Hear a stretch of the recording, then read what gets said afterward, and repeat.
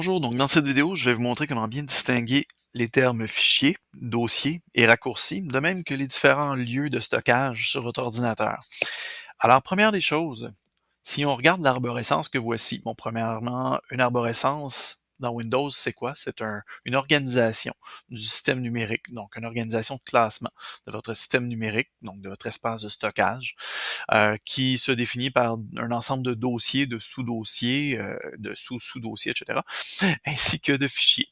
Alors, un fichier, qu'est-ce qu'un fichier? Eh bien, le fichier est tout simplement l'item, l'article, la pièce individuelle telle qu'elle est. Donc, que ce soit un point docx, que ce soit un PDF, que ce soit un raccourci d'un site web, que ce soit tout simplement un fichier texte, un fichier Excel, etc., même un fichier zip. Ce sont là différents types de fichiers, donc qui se distinguent de par leur nature, leur titre, etc. Les fichiers peuvent se regrouper donc dans un dossier ou dans un système de sous-dossiers. Si on remonte tout simplement dans le dossier exemple, alors on est maintenant dans un dossier, dans un sous-dossier, où on peut rentrer dans un sous-sous-dossier.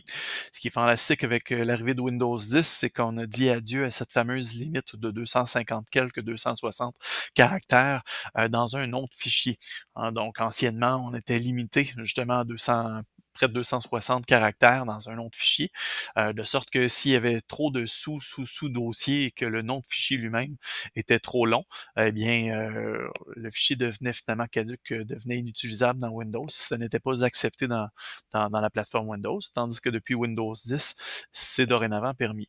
Évidemment, je vous recommande d'éviter justement des destinations de fichiers trop longs. Mais quand même. Alors, on peut revenir un petit peu derrière. Alors, on a donc vu le dossier et le fichier, la petite différence entre les deux.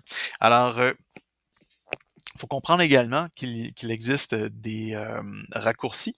Donc, juste ici, on parle tout simplement donc d'un raccourci. Alors, je pourrais ouvrir tout simplement n'importe quel site web, de sorte que par la suite, je pourrais en créer un hyperlien, le sauvegarder en fichier, qui serait finalement donc un raccourci vers un site web, vers une page précise.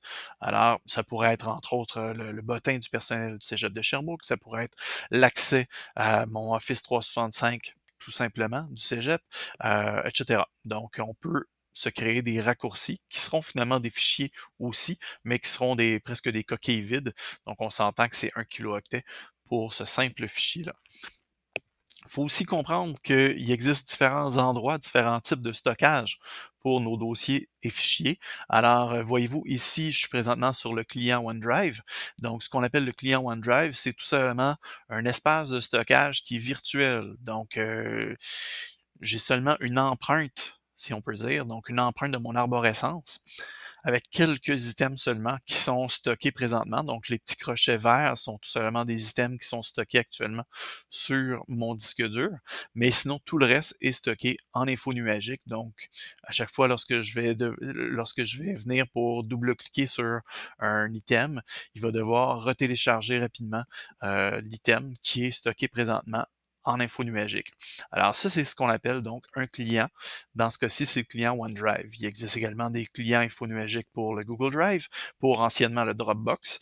J'espère que vous ne l'avez plus, mais bref, anciennement le Dropbox faisait également un client info nuagique, etc.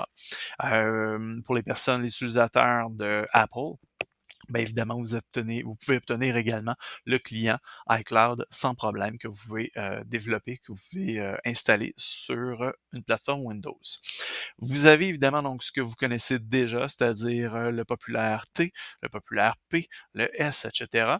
Et vous avez donc ici, ce sont donc des espaces info-nuagiques en quelque sorte également. Donc, ce sont des espaces réseau locaux, mais auxquels vous obtenez l'accès justement par tout simplement le réseau et auquel vous avez accès par votre VPN en info nuagerie. Donc voilà, ce sont donc les espaces de stockage réseau. Vous pouvez également utiliser un espace de stockage d'une clé USB, comme vous connaissez déjà, ainsi que votre espace de stockage qui est le lecteur C, qui est finalement tout simplement le standard. Donc, c'est le même pour généralement pas mal tous les ordinateurs, le C étant tout simplement le lecteur par défaut principal solide qu'on appelle de votre ordinateur. Donc, voilà pour ce qui est des espaces de stockage, ainsi que pour la dénomination des clients iCloud, des fichiers, des dossiers, ainsi que des raccourcis. Merci, bonne journée.